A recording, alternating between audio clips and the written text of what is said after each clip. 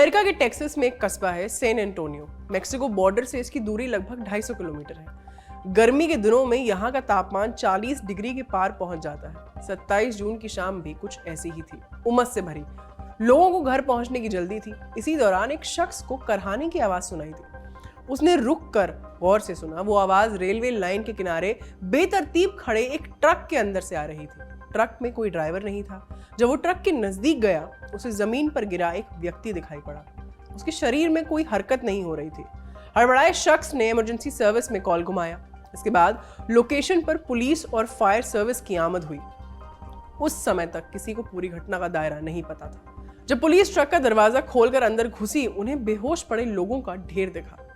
जब उन्होंने एक एक कर नब्ज टटोलनी शुरू की, होश उड़ने की बारी उनकी थी। अधिकतर लोगों की सांस नहीं चल रही थी।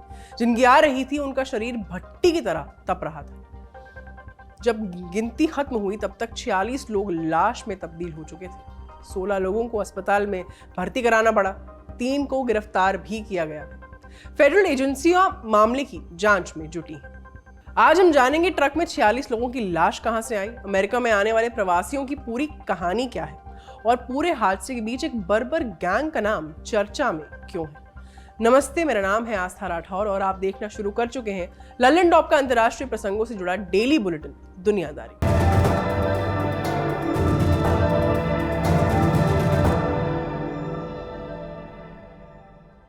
पहले बैकग्राउंड समझ लेते हैं। पहले ये मैप देखिए। ये अमेरिका है, उसके नीचे मेक्सिको है। मेक्सिको और साउथ अमेरिका के बीच के इलाकों को सेंट्रल अमेरिका कहते हैं। सेंट्रल अमेरिका में मुख्य तौर पर 7 देश आते हैं: Belize, Costa Rica, El Salvador, Guatemala, Honduras, Nicaragua और पनामा। सेंट्रल अमेरिका का इतिहास और भूगोल तय करने में यूरोप के औपनिवेशिक शासकों का निर्णायक दखल रहा है। औपनिवेशिक शासन का मतलब इन देशों में मूल निवासियों का पर्याप्त शोषण हुआ, वर्ग विभाजन देखने को मिला, संपत्ति का असमान बंटवारा हुआ, वफादारों के हिस्से में यश आया, जो सत्ता के करीब नहीं हो पाए उन्हें हाशिए पर छोड़ दिया गया। इसको लेकर दोनों वर्गों में संघर्ष भी चला। 19वीं सदी के शुरुआती सालों में सेंट्रल अमेरिका के देश आजाद होने लगे थे। शासन अपने लोगों के हाथों में आ गया था, लेकिन वहां के नागरिकों को उसका बहुत फायदा नहीं मिल रहा था। बुनियादी सुविधाओं की कमी भी थी। हर तरफ गरीबी का साम्राज्य था। 19वीं सदी के अंतिम सालों में कोस्टा रिका में रेल लाइन बिछाने की शुरुआत हुई। स्थानीय सरकारों ने अमेरिका और यूरोप की कंपनियों को ठेके पर बुलाया। इसी दौरान कोस्टा रिका में पटरियों के इर्द गिर्द केले की खेती शुरू हुई। उस समय केला यूरोप और अमेरिका के लिए लग्जरी वाला फल था। 1899 में यूनाइटेड फ्रूट कंपनी की स्थापना हुई। कालांतर में इस कंपनी का केले के बिजनेस पर एकाधिकार हो गया। सिर्फ बिजनेस पर ही नहीं, उन देशों की सरकारों पर भी यूनाइटेड फ्रूट ने सेंट्रल अमेरिका में सरकार बनाने बिगाड़ने का खेल शुरू कर दिया। इस कंपनी के हित अमेरिका की सरकार से जुड़े हुए थे। इसी वजह से अमेरिका ने पहले अप्रत्यक्ष और बाद में प्रत्यक्ष हस्तक्षेप देना शुरू कर दिया। दूसरे विश्व युद्ध के बाद कोल्ड वॉर शुरू हुआ। अमेरिका अपने पड़ोस में कम्युनिस्ट सरकार को स्वीकार नहीं कर सकता था। इस वजह से उसका दखल बढ़ने लगा। सेंट्रल अमेरिका में तख्ता पलट, सैन्य तानाशाही और सिविल वॉर का एक पैटर्न तैयार होने लगा। इन देशों में राजनीतिक स्थिरता नहीं थी, रोजगार नहीं था, भविष्य अनिश्चित था। सरकार हर समय अपनी कुर्सी बचाने की कोशिश में जुटी रहती थी। इसकी वजह से लोगों का पलायन शुरू हुआ। अब सवाल ये उठा कि लोग जाएं तो जाएं कहां। एक रास्ता नीचे यानी साउथ अमेरिका की तरफ था, लेकिन अमेरिका ने साउथ अमेरिका में भी अस्थिरता फैला रखी थी। ऐसे में सेंट्रल अमेरिका के नागरिकों के लिए सबसे सही मंजिल अमेरिका ही थी।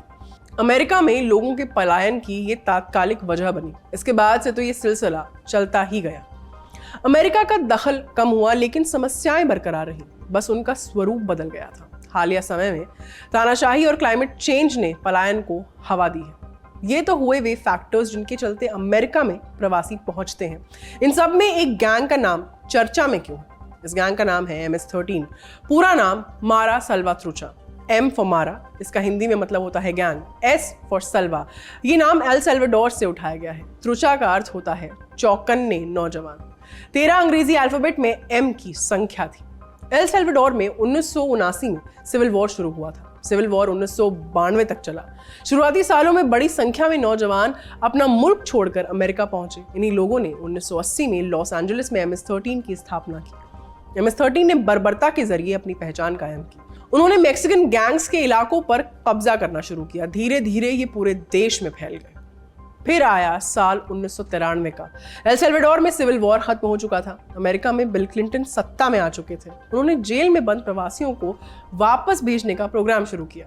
इनमें बड़ी संख्या में MS-13 के सदस्य भी थे। उन्होंने वापस जाकर अपने यहाँ गैंग की ब्रांच शुरू की। हिंसा शाखाओं की तरह पूरे सेंट्रल अमेरिका में फैल गई। MS-13 की तरह कई और गैंग्स थे जिनका चाल चरित्र वैसा ही था। सरकारें उन्हें काबू करने में फेल थी। इससे दो बड़ी दिक्कतें उभरी। पहली ये कि क्रिमिनल गैंग्स की हिंसा की वजह से लोग देश छोड़कर जाने के लिए मजबूर हुए। दूसरी समस्या ये हुई कि अपराधी अपनी मर्जी के अनुसार शरणार्थियों को बरगलाने लगे।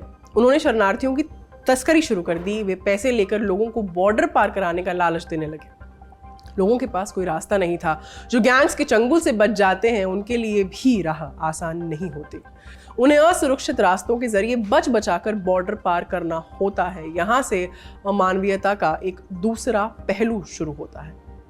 शरणार्थियों को अमेरिका में भेजने के लिए ट्रक, लॉरी, ट्रेन जैसे माध्यमों का इस्तेमाल किया जाता है। सैन एंटोनियो में मेरा ट्रक भी वैसा ही है। ट्रक में एयर कंडीशनिंग की कोई व्यवस्था नहीं थी। किसी के लिए पीने का पानी नहीं रखा गया था। शुरुआती जांच में कहा जा रहा है कि लोग हीट स्ट्रोक और पानी की कमी की वजह से मारे गए। अंतिम वजह तो जांच पूरी होने के बाद ही पता चलेगी। हालांकि इतना जरूर तय है कि इस घटना ने अमेरिका की बॉर्डर पॉलिसी और सेंट्रल अमेरिका की पलायन की समस्या को एक बार फिर चर्चा में ला दिया है।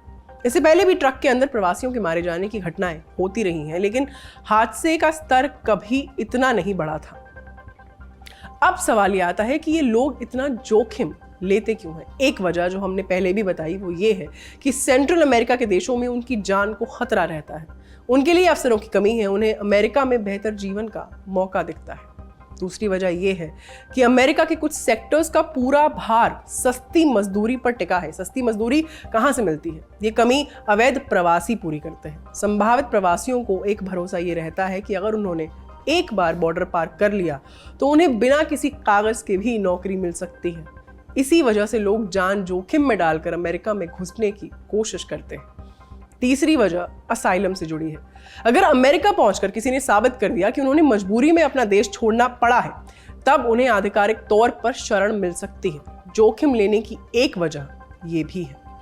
क्या अमेरिका सरकार प्रवासी संकट को रोक सकता है? जानकारों की माने तो इस समस्या पर पूर्ण विराम लगाना नामुमकिन है। सरकारों की फेरबदल के साथ इमिग्रेशन पॉलिसीज में बदलाव होते रहते हैं। ट्रंप ने मेक्सिको बॉर्डर पर दीवार बनाने की पहल की थी। दीवार बनी भी, लेकिन ये स्थायी तौर पर लोगों को रोक नहीं सकती। कहा जा रहा है कि शरणार्थियों की आमद को और दर्दनाक और विभत्स बना सकता है। जिस तरह अमेरिका ने सेंट्रल अमेरिका में सरकार बनाने बिगाड़ने, तानाशाहों को पालने और अस्थिरता फैलाने में उत्साह दिखाया, उन्हें उसी अनुपात में उत्साह वहां की समस्याओं को खत्म करने में भी दिखाना चाहिए। जब तक संबंधित देशों में पलायन की वजहें बरकरार रहेंगी, संकट जाहिर है कायम रहेगा। तो ये था हमारा बड़ी खबर का सेगमेंट। अब सुर्खियों पर आते हैं। पहली सुर्खी पाकिस्तान से है। पाकिस्तान से 3 अपडेट्स हैं, एक एक कर आपको बताते हैं। पहली अपडेट अंदरूनी झगड़े की है। शहबाज शरीफ की सरकार कार्यकाल के तीसरे महीने में ही खतरे में आ गई है। सत्ताधारी गठबंधन में शामिल सहयोगी पार्टियों ने शहबाज शरीफ की पाकिस्तान मुस्लिम लीग नवाज PMLN पर वादा खिलाफी का आरोप लगाया है। सबसे ज्यादा गुस्से में है जमीयत उलेमाए इस्लाम JUIF। इसका कहना है कि सरकार इस्लाम के खिलाफ काम कर रही है। JUIF ने कहा है कि जरूरी फैसलों में उनकी राय तक नहीं ली जा रही। अगर ऐसा ही चलता रहा तो वे गठबंधन छोड़ देंगे। ग्वादर से निर्दलीय सांसद असलम भूटानी भी सरकार से नाराज हैं।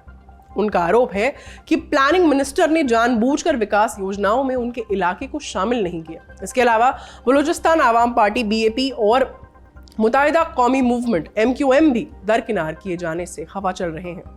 उन्होंने यहां तक कहा कि काम निकल जाने के बाद वे हमारा चेहरा नहीं देखना चाहते। सहयोगियों की नाराजगी से प्रधानमंत्री शहबाज शरीफ को झटका लगा। उन्होंने 27 जून की रात उनके लिए डिनर पार्टी का आयोजन किया। इसमें उन्होंने भरोसा दिलाया कि अच्छे दिन आने वाले हैं। उन्होंने साथ मिलकर आर्थिक संकट खत्म करने का वादा भी किया।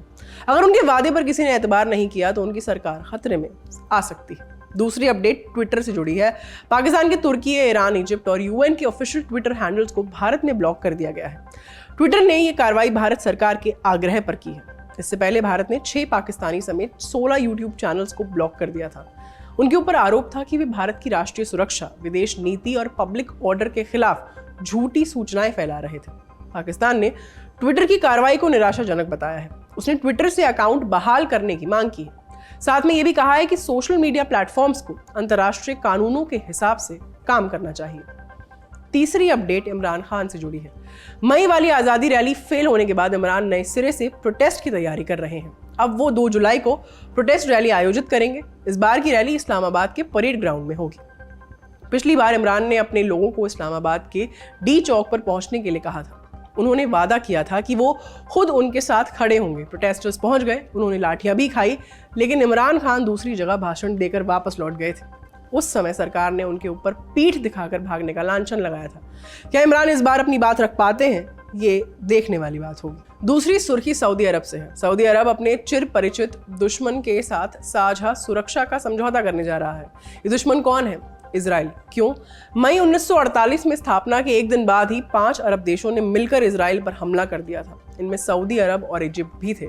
सऊदी अरब ने अभी तक इजराइल को मान्यता भी नहीं दी है। सऊदी की किताबों में इजराइल को उनका कट्टर दुश्मन बताया जाता है। इन सब के बावजूद दोनों देशों के बीच एक सिक्योरिटी डील की तैयारी चल रही है। कहाँ चल रही है? इजिप्ट के शहर शर्म अल शेख में। वहीं इजिप्ट जो इजराइल के साथ 4 युद्ध लड़ चुका है। वैसे 1980 के बाद से दोनों देशों ने डिप्लोमेटिक रिश्ते स्थापित कर लिए हैं, लेकिन सऊदी अरब का इजराइल के साथ वैसा कोई संबंध नहीं है। फिर दोनों देशों के साथ आने का कारण क्या है? अमेरिकी अखबार वॉल स्ट्रीट जर्नल की रिपोर्ट के अनुसार इस डील पर बातचीत की सबसे बड़ी वजह ईरान है। पिछले कुछ समय में ईरान ने अपने मिसाइल्स और ड्रोन्स की क्षमता बढ़ाई है। अखबार की रिपोर्ट के मुताबिक शर्म अल शेख में हुई सीक्रेट मीटिंग में सऊदी अरब और इजराइल के अलावा इजिप्ट, कतर, जॉर्डन, बहरीन और यूएई ने भी अपने प्रतिनिधि भेजे थे। इस मीटिंग की मध्यस्थता अमेरिका कर रहा था। इन सभी देशों की ईरान के साथ दुश्मनी है। इसके अलावा अरब देश इजराइल की एयर डिफेंस टेक्नोलॉजी भी हासिल करना चाहते हैं। मीटिंग में शामिल किसी भी देश ने शर्म अल शेख में मुलाकात की बात स्वीकार नहीं की है। हालांकि उन्होंने इतना जरूर कहा है कि वे साझा हित के लिए साथ में काम करेंगे। अमेरिका के राष्ट्रपति जो बाइडेन जुलाई में इजराइल और सऊदी अरब के दौरे पर जाने वाले हैं। ये भी कहा जा रहा है कि इस दौरे के दौरान साझा सुरक्षा को लेकर एक बड़ा ऐलान हो सकता है। इस दौरे पर हमारी नजर बनी रहेगी। जो भी अपडेट्स होंगे उन्हें हम आप तक पहुंचाते रहेंगे। आज की तीसरी और अंतिम सुर्खी श्रीलंका से जुड़ी है। 2 बड़े अपडेट्स हैं, एक एक करके जान लेते हैं। पहली अपडेट संकट ईंधन से जुड़ी है। श्रीलंका का ईंधन संकट हाथ से निकलता जा रहा है। 27 जून को सरकार ने प्राइवेट गाड़ियों को ईंधन बेचने पर रोक लगाने का फैसला किया। श्रीलंका के पास 9,000 टन डीजल और 6,000 टन पेट्रोल का स्टॉक बचा है। नई खेप कब आएगी इसके बारे में किसी को नहीं पता। फैसले के मुताबिक 10 जुलाई तक सिर्फ आवश्यक सेवाओं को ईंधन की आपूर्ति की जाएगी। आवश्यक सेवाएं क्या क्या है? पोर्ट्स, स्वास्थ्य सेवाएं, खाद्य पदार्थों का वितरण, कम दूरी का ट्रांसपोर्ट, निर्यात और पर्यटन। सरकार ने इंटरस्टेट ट्रांसपोर्ट को भी सस्पेंड कर दिया है। शहरी इलाकों के सभी स्कूल्स भी 10 जुलाई तक बंद रहेंगे। सरकारी कर्मचारियों को घर से काम करने के लिए कहा गया है। इससे पहले सरकार हकीकत बताने की बजाय बार बार फ्यूल शिपमेंट में देरी का बहाना बना रही थी। लोगों को मैसेज भेजा जा रहा था कि फ्यूल स्टेशंस के बाहर लाइन न लगाएं। इसके बावजूद लोगों की भीड़ जमा हो रही थी। इसके चलते माहौल अराजक होता जा रहा था। जब स्थिति नहीं संभली तब जाकर सरकार ने नया आदेश जारी किया। सरकार और क्या कर रही है? श्रीलंका के प्रधानमंत्री रानिल विक्रमसिंघे ने कहा कि अगले कुछ हफ्तों तक हमारे धैर्य की परीक्षा होगी। उन्होंने कहा कि अगले 6 महीनों में जरूरी सामानों के आयात के लिए लगभग 40,000 करोड़ रुपए चाहिए। श्रीलंका सरकार भारत और चीन के साथ साथ इंटरनेशनल मॉनेटरी फंड IMF के संपर्क में भी है। इसके अलावा सरकार ने अपने टॉप के अधिकारियों को रूस और कतर भेजा है। उन्हें संबंधित देशों से सस्ते तेल के आयात की उम्मीद है। दूसरी अपडेट शरणार्थी संकट से जुड़ी है। जब भी किसी देश में राजनीतिक या आर्थिक अस्थिरता आती है, उसके समानांतर कई और समस्याएं जाहिर है खड़ी हो जाती हैं। श्रीलंका का अनिश्चित भविष्य देखकर लोग दूसरे देशों में शरण लेने की कोशिश कर रहे हैं। इसके लिए वे अवैध तरीके का इस्तेमाल भी कर रहे हैं। 27 जून की रात श्रीलंका की नौसेना ने एक नाव पर सवार 47 लोगों को गिरफ्तार किया। इनमें 1 साल से लेकर 50 साल की उम्र तक के लोग थे। इन लोगों को स्मगल करके ऑस्ट्रेलिया ले जाया जा रहा था। नौसेना ने 5 तस्करों को भी गिरफ्तार किया। कानूनी कार्रवाई के लिए उन्हें हावो पुलिस को सौंप दिया गया है। श्रीलंका से अवैध प्रवास का ये पहला मामला नहीं है। सरकार लोगों से लगातार अपील कर रही है कि जल्दबाजी के चक्कर में वे अपराधियों के लालच का शिकार बन सकते हैं। इसके बावजूद लोग जोखिम लेने से बाज नहीं आ रहे। एक सच तो ये भी है कि उनकी एक तरफ मनमौजी समंदर और डिपोर्ट किए जाने का खतरा है, तो दूसरी तरफ भूखमरी का राक्षस। देश और दुनिया की हलचल पर हमारी नजर बनी रहेगी। आप बने रहिए लल्लन टॉप के साथ। आज का दुनियादारी यहीं पर समाप्त होता है। कल फिर मुलाकात होगी। इसी उम्मीद के साथ विदा लेती हूँ। अपना ख्याल रखिए। शुक्रिया। शुभ रात्रि।